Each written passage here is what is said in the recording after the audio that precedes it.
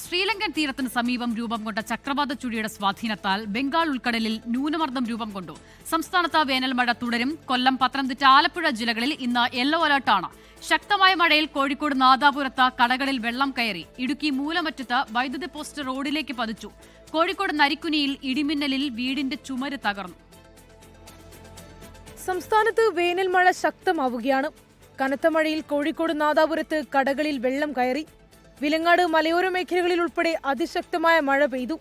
കല്ലാച്ചിയിൽ സംസ്ഥാന പാതയിൽ വെള്ളക്കെട്ടുണ്ടായി. ഇടുക്കി മൂലമറ്റത്തിനു സമീപം 7-ാം മൈലിൽ ശക്തമായ കാറ്റിലും മഴയിലും വൈദ്യുത പോസ്റ്റ് റോഡിലേക്ക് പതിച്ചു. തലനാരിഴയ്ക്കാണ് കാർ യാത്രക്കാർ രക്ഷപ്പെട്ടത്. കോഴിക്കോട് പേരാമ്പ്രയിൽ ചുഴലിക്കാറ്റിൽ നിരവധി വീടുകൾക്ക് മുകളിലേക്ക് മരങ്ങൾ വീണ് വൻ നാശനഷ്ടമുണ്ടായി. ബൈപ്പാസിൽ നിർത്തിയിട്ട കാറുകൾക്ക് മേലെയും മരം വീണു.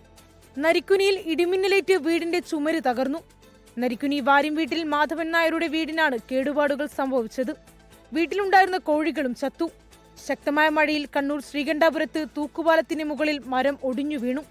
അലക്സ് നഗർ കാഞ്ഞിലേരി തൂക്കുപാലത്തിന്റെ ഒരു ഭാഗത്താണ് മരം വീണത്. ദേശീയപാത നിർമ്മാണം നടക്കുന്ന കുപ്പത്ത് വീടുകളിലേക്ക് ചെളിവെള്ളം ഒഴുകിയെത്തി. പലയിടങ്ങളിലും വൈദ്യുതി വിതരണം തടസ്സപ്പെട്ടു. ശ്രീലങ്കൻ തീരത്തിനു സമീപം രൂപം കൊണ്ട ചക്രവാത ചുഴിയുടെ സ്വാധീനത്താൽ ബംഗാൾ ഉൾക്കടലിൽ ന്യൂനമർദ്ദം രൂപം കൊണ്ടു. സംസ്ഥാനത്ത് വേനൽ മഴ തുടരുമെന്നും കാലാവസ്ഥാ വകുപ്പ് അറിയിച്ചു. വിവിധ ബ്യൂറോകൾക്കൊപ്പം ന്യൂസ് ഡെസ്ക് 24.